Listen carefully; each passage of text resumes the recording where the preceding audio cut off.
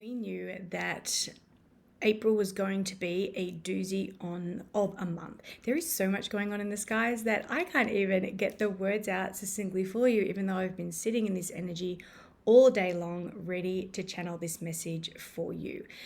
There are such big themes and big things happening right now. I will try and get to the main themes in this short video, but if you really want to be supported and use the energy of this full moon, then jump onto the moon membership, because I go into all of these themes in depth and put it in context in terms of what's going on in the sky, so you really understand it, and then you can do something with the energy using all the resources we've got, like a ritual guideline, journal prompts, incantations, affirmations, all the bells and whistles, plus a guided meditation for your full moon ritual in Scorpio. Okay, so this full moon is basically a melting pot of the energies that we've been having during eclipse season. Mercury is still in retrograde, and once this full moon hits, it's going to be just 3 days after one of the most important conjunctions or coming togethers of planets that we will see in 2024.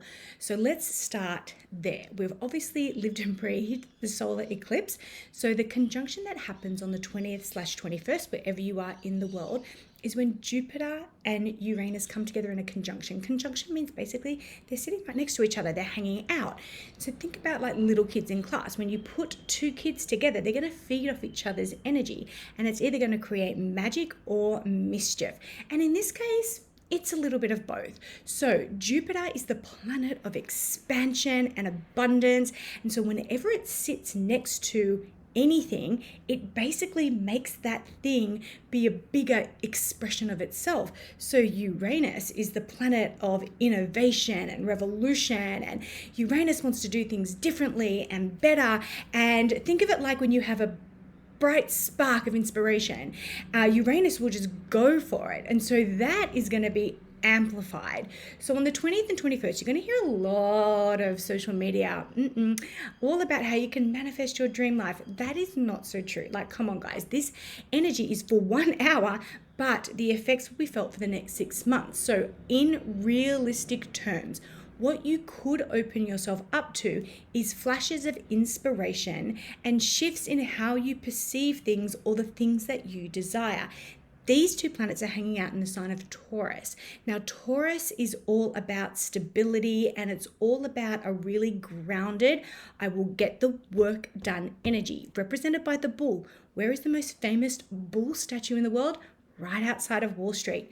The last time Jupiter and Uranus sat together in the sky in Taurus marked the end of the Great Depression. So it will be really interesting to see what happens on the world market. I mean, a lot of people think that there's going to be a lot of crashes happening, but can you shift your perception around what it is that you value, how it is maybe you value security and create security in your life, and will you have like this flash of inspiration of how to do that differently? So stay open, stay connected to yourself, stay super duper curious around this weekend.